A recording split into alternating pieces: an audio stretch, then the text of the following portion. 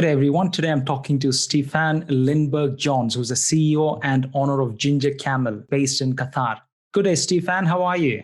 I'm very good, Tony. How are you? Good, thank you. Thank you, Stefan, for giving me this opportunity to conduct this interview session with you. Hey, it's a pleasure to be here. Thank you for inviting me. It's always nice to be on the other side of an interview. Normally, I'm doing my podcast and interviewing other people, so it's always strange just to be on the other side. Good on you, Stefan. And are you happy for me to jump into our first question? Absolutely. You go ahead. Thank you so much. Stefan, can you please share a little about yourself, the place you were born, your education, the things you enjoy doing, and one thing that the public might not know about you? Okay, well, I was born in Reading. I have a English father and a Swedish mother. I grew up in Reading to about the age of 11, and then we moved to Tunbridge, and then we moved to Nottingham.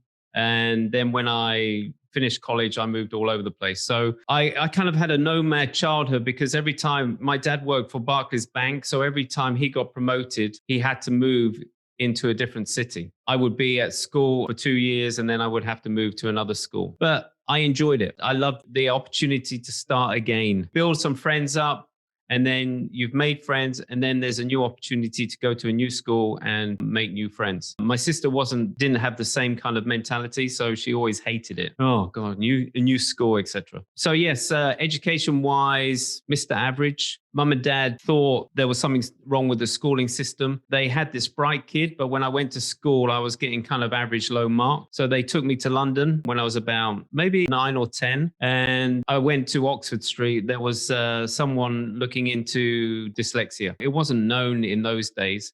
But they had a test and they tested my IQ and it came out to about 118. And they said, yeah, there's nothing wrong with Stefan will be an engineer in the engineering field, but he has got dyslexic. So from then on, that kind of put my mum and dad's mind to rest. They gave me extra lessons at school because, I couldn't take in the way standard education was and how you learn. They knew that I needed extra help just to get the brain working in a different way and learning what they were teaching. And it's funny, when I look back at education, I always question, what am I doing here? What is this all about? It was only until I got to my teens that something triggered on and it was just like, okay, I get it. Okay, all right, yeah. In the UK, I got CSEs, O levels, and then I went to college. I realized that I had this love for music. Most of my time was spent in my bedroom composing music. I love composing music or hanging out at the local music shop and smelling all these new synthesizers. I love synthesizer music. My heyday was in the 80s. And that's where synthesizers came in, like Gary Newman, Ultravox, Depeche Mode. And I love that big synthesizer sound. And I just wanted to be near that kind of vibe and the music. So I would always hang out at a music shop when I was a teenager, and I formed various bands and I would always compose music. I can't play. I try to play. They try to teach me. I used to have piano lessons, but I could play with my right hand, but my left hand was a bit lazy and I couldn't really coordinate it. So what I realized was that I could compose music just by layering. I would play with my right hand and do a riff, and then I would record that, and then I would layer on top of that and on top of that. And luckily, technology was changing at the time, so you were buying sequencers, so you could literally layer those tracks. I would come up with some quite decent music. So yeah, something that people don't know about me is that I was a singer and a keyboard player in various bands in Nottingham during my teen years. And yeah, then I went to various colleges, and then because I had this love for music, I wanted to work in the music industry. So I wrote to various music companies, recording companies, and I just said, look, I'll do anything to get into the business. And EMI wrote back, I'll never forget it. They put a leaflet in their letter and said, because we didn't have emails in those days, it was just letters. And I got a letter back with this leaflet for this college. It's called Ravensbourne College in the UK. It was second to none with regards to broadcast and audio recording in the UK to the BBC. So the BBC was top, and then Ravensbourne came second. And they wrote back, and this leaflet was on Ravensbourne, and the course was like engineering come operational. And the courses that I'd done before at the colleges were kind of electronics, computers. And they said, wow, yes, you're fully qualified. Come down for an interview. And this was about 2 weeks before the new term started. And I had the interview and said, yeah, brilliant. You're qualified. You can start in a couple of weeks. And I thought, great. Superb. And then they took me around the college, and they had 2 studios. And I said, oh, how much time do we get to play with those cameras? And the guy turned around to me and said, "You guys don't." And I said, "What do you mean you guys don't?" He said, "Well, you're the engineering course." And I said, "No, but here, look, this is a leaflet I got from EMI that has engineering and operations together." He said, "No, that's an old leaflet. We split the two courses. So now there's an engineering course and there's an operational course." And I wanted I wanted more of the operation because I wanted to get into the audio business. So I ended up on a 2-year high national diploma engineering course, which I hated because I was literally sharing a dormitory with all these operational guys that were going out filming. They were recording music. They were having fun every day. They were out every night drinking. And I was literally studying every single night because I didn't find it easy to study, but I knew that I just had to plug away again and again just to get the information to stay in there, especially engineering. It wasn't exciting stuff to, remain in your brain. But I qualified after 2 years. And then, you probably said, well, then you had your opportunity to go into the music industry. But then I thought, I've done my time educating myself in engineering. So let's go and get an engineering job. And I got myself an engineering job with Quantel Systems, which is like a project engineer. We literally install equipment in broadcast companies and then we test them and then we hand it over to the client. That's kind of the background for education and what you don't know about me. Good on you, Stefan. That's probably 25 years and 2 minutes. Good on you. You've done pretty well.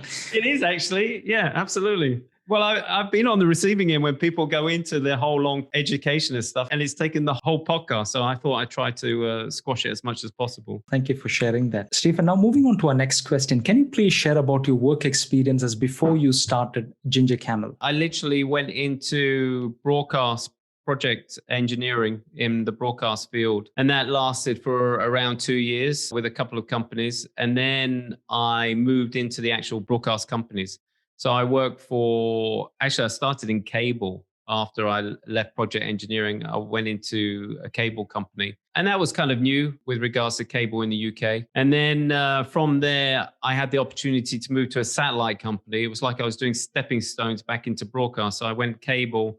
And then I worked for a satellite company called, it is now OSN, which is big in the Middle East. But at the beginning, it was Orbit Communications, satellite and communications company. And they started in Rome. So not a bad place to live. So I worked there for 2.5 years in Rome for Orbit. And I worked from kind of a trainee to being the supervisor when I left in transmission. So I was working in transmission, and anyone that doesn't know anything about broadcasting, transmission is we're responsible for all the programs to be broadcasted out to air.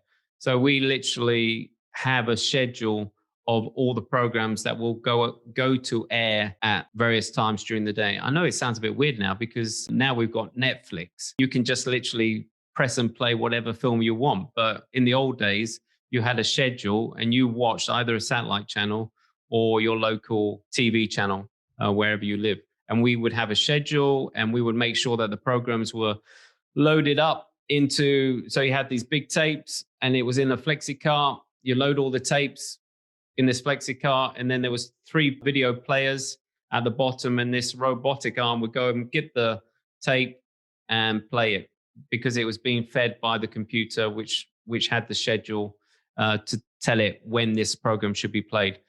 And we're just there to babysit a computer, babysit the flexicart to make sure that everything's working, everything's scheduled correctly, making sure that the transitions between program and TV commercials were all correct. Yeah, and then from that 2.5 years at Orbit in Rome, I went to work for a few other satellite companies in London. And then I moved down to Southampton and I worked for ITV. So ITV is made up of various local ITV companies. And this ITV company was called Meridian TV. And we looked after the south of the UK, as well as part of Wales, Cornwall, Plymouth. And it was funny because I was working for this satellite company and it was all automated. And then I went back in time because ITV hadn't caught up with the technology. So they were still working from a huge big mixer with all the buttons and knobs and everything. I had a VT area where I had people actually playing the tape with their finger, with me cueing them in. And also in the back, I had a studio where there'll be a voiceover guy that'd be saying, and coming up next is at 5 o'clock is the news. And then I would cue him, and then I would cue him off, and then I would mix to all the regions. And then if the news, because every region had its own news studio, I would have to split them off from this mixer. So wherever you are, you would see the right news in your region. I did that for 5 years. And during that time, they went to automation, which I was very upset with because I realized the beauty of manually doing everything was just fantastic. Going back to babysitting a computer was the worst thing ever. And I pleaded with them, no, what are you doing? I've already done this with the satellite company. I do not want to babysit a computer again. And they went, no, that's efficiency. That's the way it's going to go. We went to a computerized system, and then ITV kind of amalgamated all into one, where they had London main center and Manchester, and then all the other little regions kind of closed. And then I moved to Sky TV, and I was there for 3 years. And during that time, I got a divorce. That kind of was a big eye opener for me, because it was just like, really, do I want to do this for the rest of my life? Do I want to sit in front of, all these banks of monitors and see everyone else's life, and this is my life? What am I doing with my life? I need to do something else. So I thought, I need a skill. I need something that I'm interested in. I need something that I can take anywhere with me. So I trained to be a holistic masseur while I was still working, qualified as a holistic masseur. And within that time, my second wife, she got a job here in Qatar with Aljazeera. Aljazeera was starting up a new English channel. And at that time, I was still studying. So I said, look, you go. It's a good test for our relationship because we weren't married at the time. You go, enjoy yourself, because I know what it's like to live abroad and have fun, because I'd already done that in Rome and I didn't want to crowd her. So I said, look, you go, enjoy yourself, and then let's see if there's a future for us. And within that time, we got married. And then I joined her in September, because she left in April and I joined her in September. I set up like a private massage room, and that was the plan, that I was going to do that privately. But I didn't realize that it was illegal to operate here in Qatar privately. You have to be sponsored by a spa or a hotel. I had very few clients. My wife then said, look, there's some freelance work going at Al Jazeera. They need good people like you. You're qualified. You're an engineer. You've got transmission experience. But the job wasn't in transmission. It was an ingest job, which was literally recording all the feeds coming from all the news reporters around the world, and you literally coming into your ingest suite, and you're making sure that they're all recorded, and then you send them out to all the editors for them to cut up and do new pieces. What ended up as a part-time freelance ended up as a full freelance employment for a year and a half, where I was literally going in nearly every day sort of thing. So I had to give up the massage. And while I was there, as it was a new channel, the English channel, I set up a football league, a squash league, a tennis league, because I knew that sport is a great way to bring people together. And that was successful.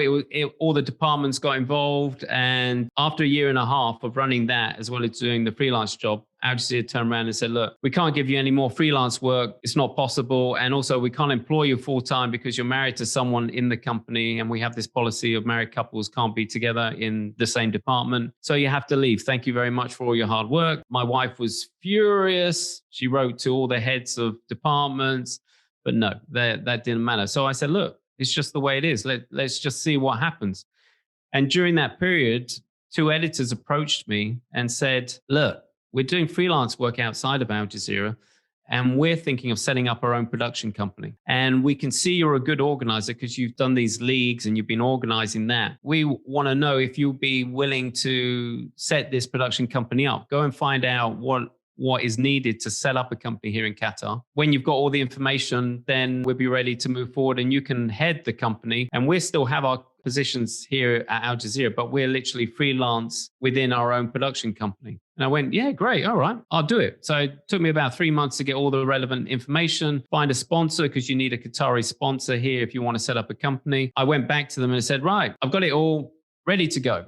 And they went, no, changed their minds. That looks too much responsibility. They were Kiwis and they didn't want the responsibility at the time. They thought, no, we've got an easy life, mate. It was an idea, but let it go. But that was the light bulb moment for me, because I thought, hold on, I've done all this work. I can see that there's opportunities out there for a good production company. There's talented people here at Aljazeera that are willing to do freelance work. Why not? So that wasn't the beginning of Ginger Camel. That was my first attempt, because what I did was I just acted as a sole agent. I would find work, I would get the freelancers involved, and we would do various projects.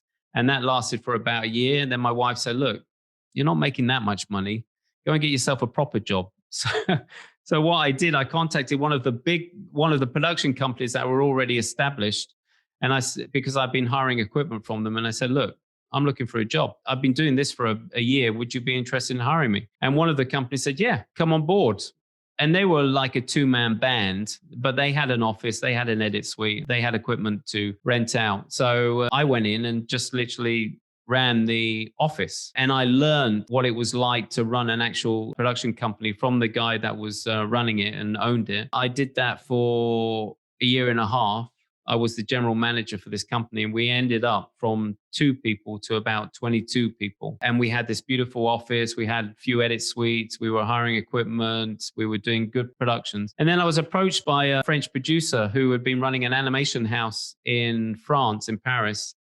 And we had hired him just to be a freelance producer. And he said, look, I can see how you've helped this business grow and how you're running it. Would you be interested in coming in as a partner and setting up the first animation house here in Qatar? Because I ran an animation house in Paris, so I know what I'm doing, but you've got the organizational skills. Would you like to come on board? And I went, yeah, because I really was, a partner in the company that I was with, but not really written down. It was just, I was just an employee. So having the opportunity to go as a partner was just fantastic. Let's go for it. So I put down our savings, and he did as well. And we got a big opportunity with an animation, which was brilliant. We thought this was the making of us, because a lot of the time when you go out to sell your company here, it's all about, well, what have you done locally? Because we had a lot of show reel from Paris, but we didn't have any content that we had produced in Qatar. And we produced this amazing 3D animation. But unfortunately, we had signed an NDA to say you cannot show this to anyone until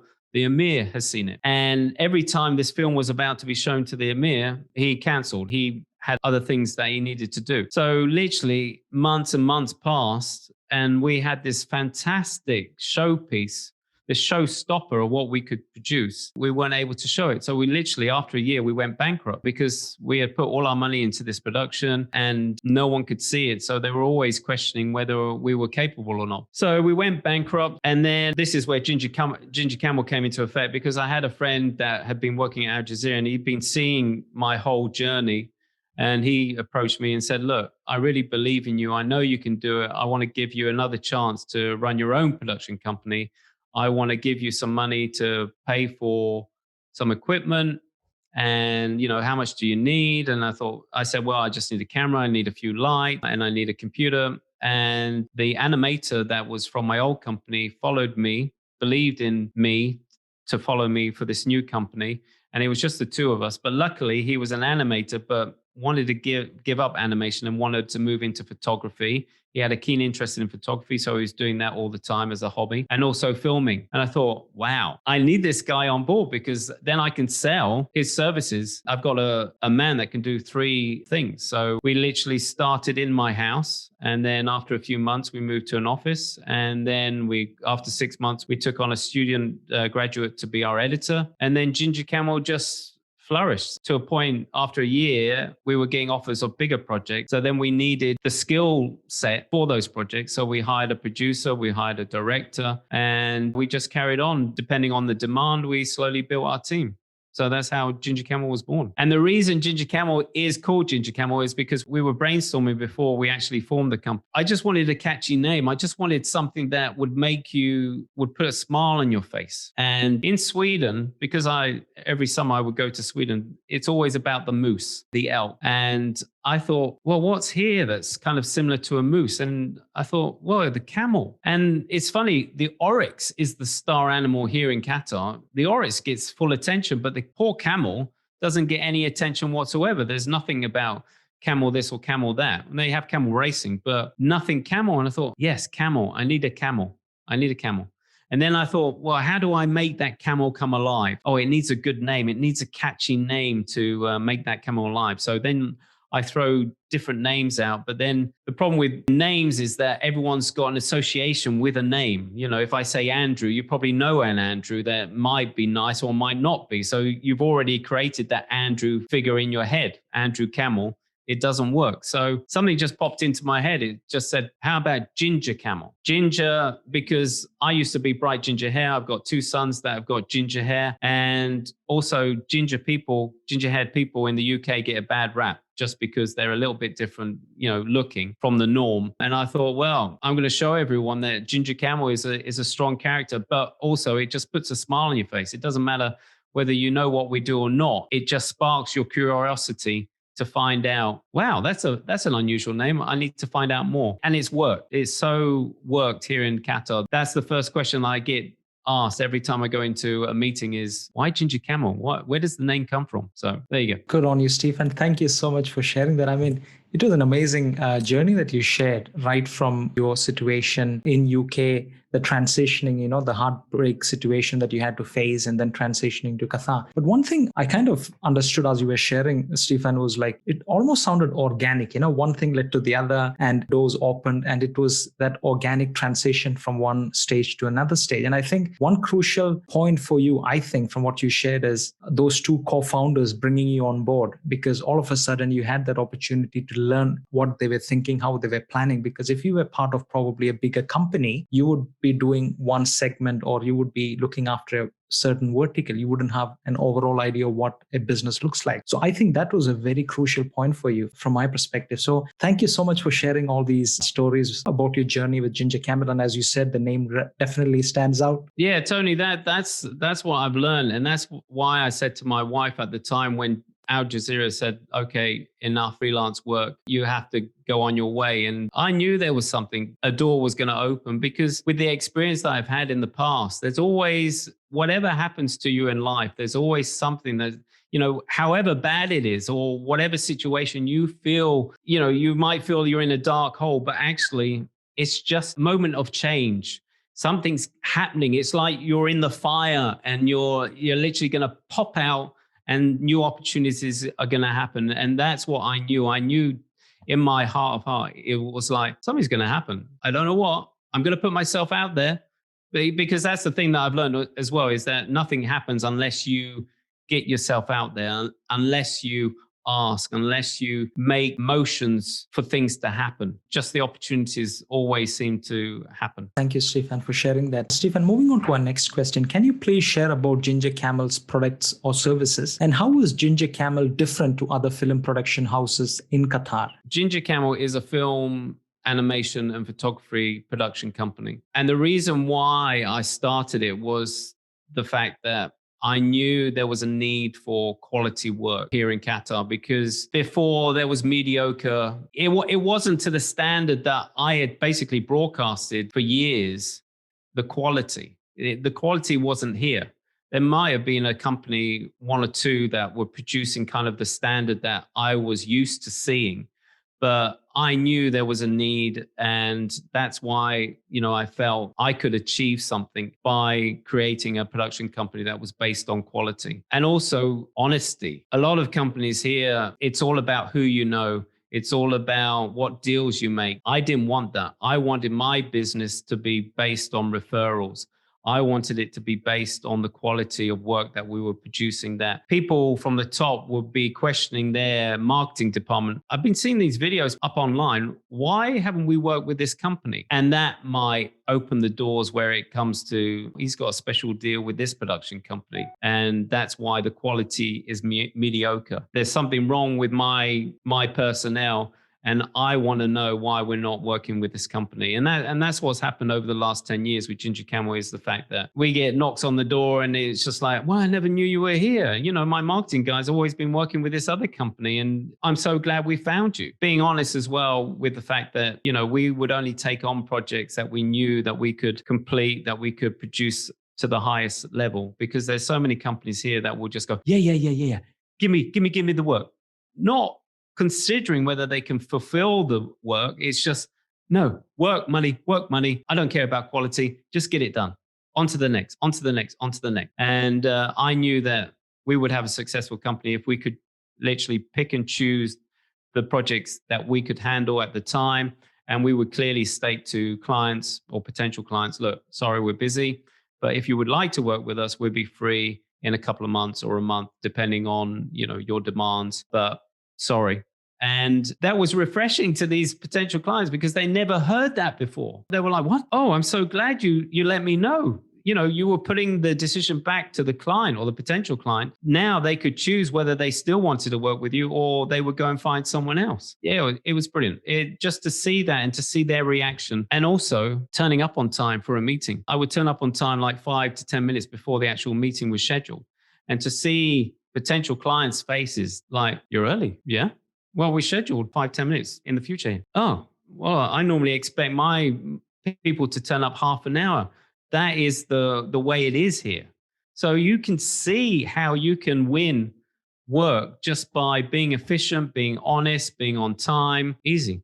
And that's how our business has grown and has been successful. Excellent, Stefan. Thank you for sharing that. And that's very, very encouraging. Moving on to our next question. When you started Ginger Camel, I believe it was in the year 2011, from what I've read. Could you please tell me what were the 3 most significant challenges or hurdles you faced initially, and how did you overcome them? The main challenge was that initially I didn't have an Arabic speaker, so I could pick up jobs that were dealing with Westerners. When it came to Arabic projects, we found it hard, and the clients would actually come into our office and sit down with the editor to translate and make sure that the edits flowed with the whole Arabic. That was my main difficult bit. But it's funny, and this is, I'm so much aware of how things pan out, but I put it out there that I needed an Arabic producer. And a week later, I got a phone call from an Arabic producer I've been working with my previous company. They let her go a week later after I literally put it out there in regards to not put it out there in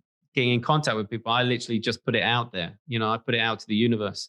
And I got a phone call the week later from her to say, Stefan, I need to tell you, because you were the person that hired me with this previous company, they've just let me go. And it was just like, yes, come on board, please. And at the time I couldn't pay for full time. So I said, look, would you be happy with a part-time position? And she said, it'll give me time to think about it. And then a couple of weeks later, she came back and said, yeah, happy to do so. And we had a fantastic relationship for the next 5 years. That was the main difficulty. Really nothing else with regards to setting a business up, because there's various ways of setting businesses up. And there are companies that help you set up business here. I know it's not easy to set up a business because there's a lot of paperwork, there's a lot of ministries and approvals, but there are companies that can do that for you. So you can literally focus on your business at hand. So that wasn't an issue for me in running the business. No, it was just literally keeping up with the demand and making sure that we would deliver on time and having the right skill set. It's not easy here in a small country to find the right skills. And that's why I always, if anyone sends me a CV or an email from wherever they are in the world, I always reply to them, because I think it's important to see if they have any contacts here in the country. Are they planning on moving here? Because there is a demand for good quality skill in film production, which we lack, and we need it. There's a fine balance between demand and need. So yeah, they were the 2 main things that I faced. Thank you, Stefan, for sharing that. That's very encouraging. And, you ended up having the same production person you hired in your previous company. So that would have been very encouraging for you. You don't have to build up that relationship again. You kind of knew each other. So that was great. So thank you for sharing that. And Stefan, moving on to our next question. I would say that Ginger Camel has done pretty well in the last 9 years. You have clients like Qatar Foundation, the Commercial Bank of Qatar, Vodafone Qatar, to name a few, on your books. The business has also won a few awards along the way, like the Cannes Corporate Media and TV Dolphin Award. What do you think were the key decisions you made when you started Ginger Camel that laid the foundation for its eventual success? That's easy. It's literally building a platform and hiring the right people to create their magic. All I was just the instigator to create a platform, an office where they could feel free to be the best they could in what they were doing.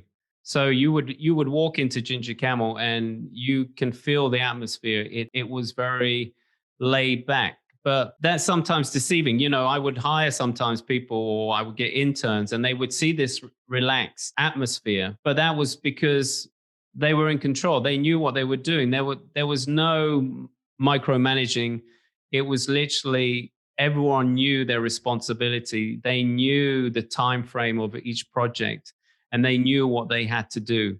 So I didn't have to be on top of them. The only time that I might get involved with any issue was if there was an issue with the client. Generally, everyone was their own boss within my office. So that gave people the empowerment to be the best that they could. You know, if they made mistake, they were their own critique. They didn't need me highlighting where they'd gone wrong, because ultimately we all know when we've made a mistake. You don't need me to come down on you. So, you know, if there was a mistake, maybe I would sit down with them and see how it can be avoided the next time. But they had the freedom to sort their issues out. The bond that everyone had is just amazing. And that's why most of them have stayed for the 9 years. I would say more than 75% of my team have been with me from the very beginning. You know, gradually, as I've employed them, they've remained. And that makes me proud. You know, there's nothing better than to have a buzzing office with laughter, conversation, sharing of ideas. That makes me know that I'm doing my job to the best. Good on you, Stephen. Thank you so much. It's in line with my next question. One thing that I felt when I visited your office in November 2019, it's more than 1 year now, Stefan, was that the office atmosphere was relaxed, and I felt a team energy that was probably built around trust and common objectives. Absolutely. How important has been Ginger Camel's team in its current success? And how do you ensure that you bring the right people into your organization? I wouldn't be here now talking to you if it wasn't based on the hard work and dedication that each member of the team brings to the table. And as I always said, I know it's a bit cliche, but I always said we're like a family. You know, it's not like me holding the banner and leading from the front. It's more like a collective, especially when you're a startup. You don't have that much money. So you've got to convince people in your dream. You've got to get them on board to believe what you believe in and how you see the future. And luckily, I convinced quite a few people to come on board with my dream. And when I look back, you know, like any entrepreneur, you have these ideas coming to you all the time, and you try different things. And, I thank them on many occasions to stick with me, because, you do make mistakes. You do go out of the box and try different things, but they would always be there for me, whether it failed or not. I just love them. They are part of my family. You know, we do on social activities now and again, not often, but, special times of the year, we all get together with our families, and, it's just nice because we do share that bond, and we share the fact that to create our best and to find the right people. Yes, I've made a few mistakes in hiring the wrong people, but generally the process that I would use is I would do the initial interview, and then the second interview would be with the team, because I wanted them to see how they felt and whether this person would fit within the team. So it wasn't just based on their skills, because you get a lot of people that have a fantastic CV, but then they have the characteristics and they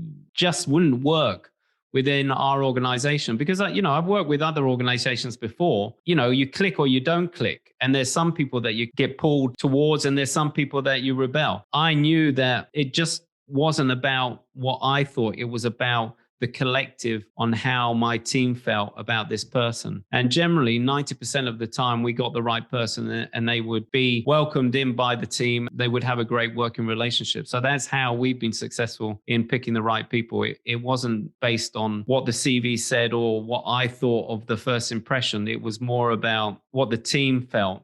And also, I'm very much about your gut feeling. I always ask my team, what was your gut feeling? How did you feel about that person? And if there was something that wasn't right, then we would explore that. And that's something that we've done in business as well.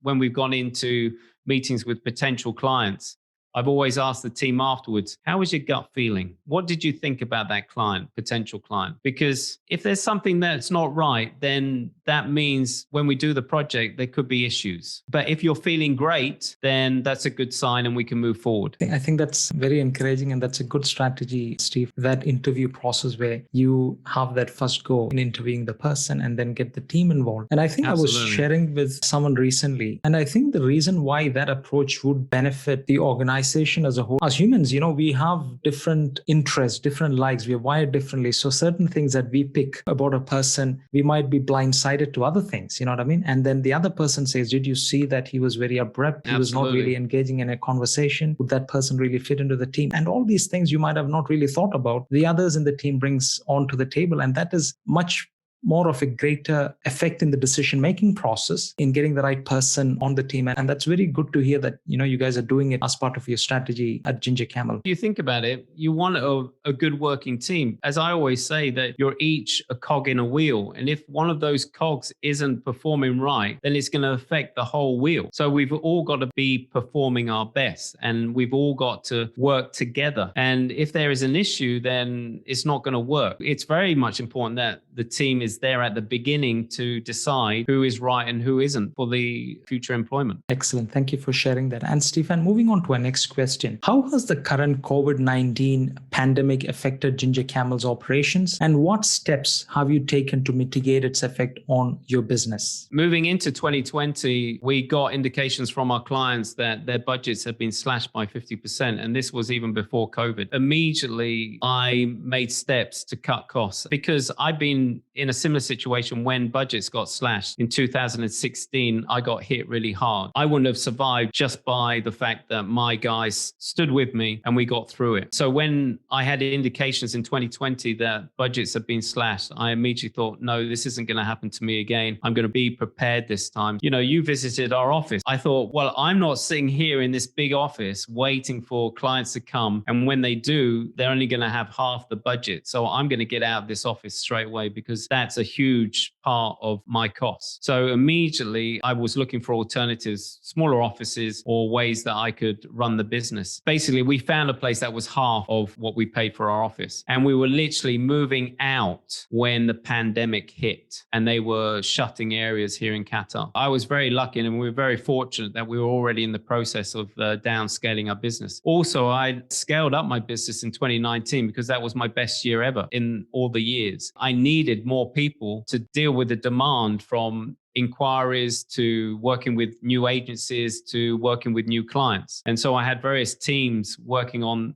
those different parts of the business. When I knew that the budgets had been slashed, I knew that there was part of my team that I had to just say, we have to let you go. So I let go a quarter of my team straight away. And then by May, I had to cut my staff by half. I just had to have just the essential staff that I needed for keeping the production going. And I didn't need an extra producer. I didn't need 2 editors. I didn't need a photographer. I could use freelancers that were available. And then by August, literally, I ran out of money.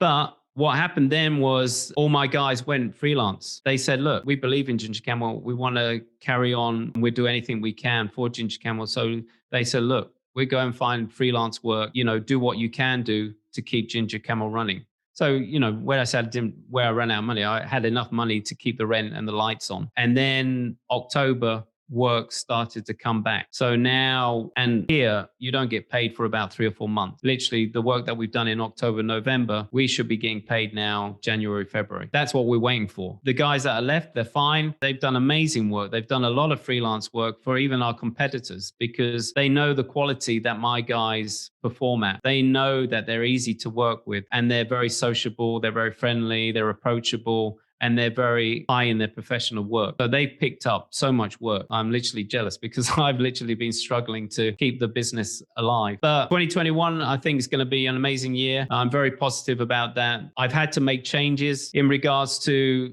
even with the clients that I'm working with, the ones that can't pay 50% up front, I've had to say, look, I can't work with you because you're expecting me to put the costs up front and then I've got to wait 3 or 4 months. I can't afford to do that. I've got freelancers on my back because you're not paying me straight away. I've had to let them go for now until I'm at a point where I can start doing business again with them. So I'm working with smaller clients, medium-sized clients, which is great because they can pay me 50% up front. So I'm getting some cash flow coming back. When I look at it, I'm so pleased of everything that's happened because it's kind of shaken up the company. It's woken us up. It's changed our vision of how Ginger Camel will be in the future. It'll be much more leaner. It'll be meaner. It won't be, hey, look at us. We've got a big office. Look at us. We've got all this equipment, et cetera, et cetera. It will be more like a boutique kind of business that will be able to go for the work that we enjoy, that brings out our complete creativity, and not take the work just because we've got all these bills to pay. We've got these huge salaries to pay. I'm not going to do that again. Thank you, Stephen, for sharing that. I can understand that it was a very, very tough year for you, 2020. And I think it started off with the dip in oil price. All the governments in the Gulf did face a lot of struggles in their spendings. And in the Gulf, a lot of things are connected to the government. So if there is struggle within the government with the cash flow, then it kind of affects everything else. It's downstream. Absolutely. But very encouraging at the same time, Stephen, you still have a committed team, even though they're freelancing at this moment, you still have them to support you in some context. If the situation changes for the better, I'm sure they would be the first ones to jump on board and, join you. So that's very positive. And I hope your strategies that you've put in place to keep it lean and mean would bear fruit in the medium to long term. Wish you the very best with your strategies. Thank you. Yeah, no, this has been a learning curve during this time. It's been even just self-development. It's been huge, and looking at ways we could move forward with the company as well. And there's one book that's really stood out for me is Profit First. I don't know if you've come across Profit First. It's just the way you deal with money and the way you deal with profit. It's just been enlightening for us. You don't go over your means of spending because the way you deal with the money that comes in, it's just been an eye-opener. And this is the policy that we're moving forward with, what this book is recommending and the whole way of working. So we're excited about that as well. Thank you for sharing that. And Stephen, moving on to a last question. What are the life and business lessons that you would like to share with someone who is planning to start a business in Qatar? I always love Qatar because it's a land of opportunity. We are behind with everything else that's happening around the world with technology, businesses, et cetera, et cetera. So if you've got something that works in one country, it probably hasn't been launched here in Qatar. So there is a land of opportunity here. And the government is making huge leaps and bounds with regards to making it easier to start a business or to set up a business here in Qatar. It's still got a long way to go. It's not cheap. I know in the UK, you can set up a business with £100. You've registered a fully fledged business. Here, it costs about £5,000 to set up a business. This is something else that I've been doing is I've launched various other businesses. Maybe it's fully legal at the moment or it's still in its development. So I know what it's like to actually set up a business in the present day. So things have changed, but it's still a process. There's still a lot of ministries involved that you need various stamps, permissions, et cetera, et cetera. There is opportunity, and the government making free zones in various industries to make it easier. So you don't have to go through the whole paper mill of permissions and licenses. I'm very positive about it. Also, that the border was closed around Qatar, but now they're realizing that they're not helping anyone by closing everyone's borders. They're opening again. So the flow of trade is going to increase. And Qatar, during this border closure, has really looked at itself and realized that it needs to be self-sufficient. It needs to look after itself and can't rely on its neighbors just in case it might happen again or however long the closure was. So it's very self-sufficient, but it also has created these free zones to allow external businesses to come in, set up factories.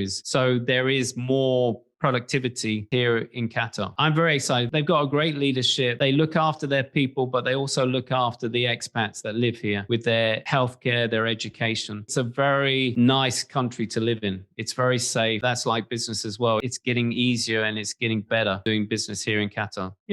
Like anyway, it's not easy, but when you're running your own business, you know that you're going to face challenges. Don't expect it to be any easier than any other country. But the country is working towards promoting entrepreneurship, where, as you said before, it was very much reliant on oil and gas. And that was classic. Maybe 5 or 6 years ago, I went to a seminar where the oil and gas prices were dropping and they thought, oh, we need to explore other industries to promote and to launch. What about tourism? We need tourism. You can't just rely on oil and gas. You have to promote other areas of industry. And tourism, they had a seminar and they were inviting experts to come and talk about how they can change things and develop the tourism industry. And now there's obviously, with the World Cup coming, there's a lot of hotel developments, but also there's a lot of parks. There's new theme parks being built. It's a very exciting time. And that's how I felt for all the years I've been here. I've been here for 14 years and I've seen the country grow and change and develop huge, because they've got a 2030 plan, their vision for the future. And it's exciting. They know that it's not just about oil and gas. It's more about promoting different industries. And they're putting a lot of money into startups and entrepreneurship. There's a lot of incubation centers here to help startups from all over the world to come into Qatar and help them launch their products or their business from Qatar. It's an amazing place. What I say, it's like the jewel in the Middle East. It shines with their enthusiasm, their ambition. Hopefully that has a knock-on effect for all the countries around it. And I see that slowly but surely. You know, they're using their money, they're using their power for influence, but also they're using that money to change the way